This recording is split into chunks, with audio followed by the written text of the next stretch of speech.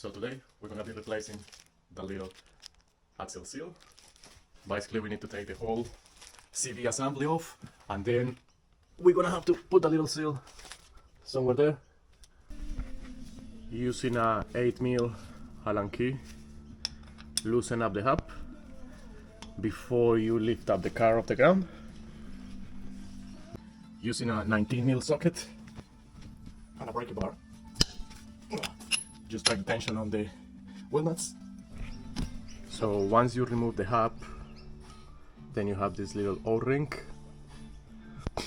Take it off, and then you should be able to take also this off. Alright?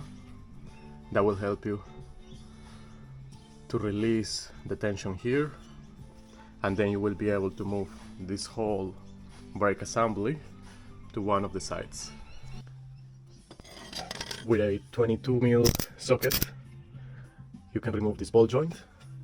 Before that, there was like a little pin that runs across these little grooves. You will need to remove it first.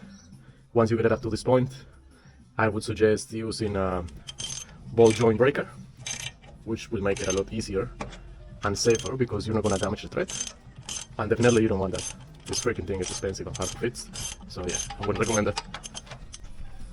So right there is a little 10mm bolt. This is for the ABS sensor. You just need to remove it. Make sure you remove this whole section, so when you pull this out, you don't damage any of the lines, alright? So now that we managed to get that CV out, we found out that the needle bearing that goes right there is completely cooked. So I just ran to Peter Page, got a genuine needle bearing with a new seal, and we're gonna see how we go to install it. CV is in good condition, however it's just bearing that is gone, seems like it. Alright, there we are using a Pilot bearing puller to make our life a little bit easier. So definitely it's a can't to take that thing off. Wouldn't recommend it. So do it once and never do it again until it goes again.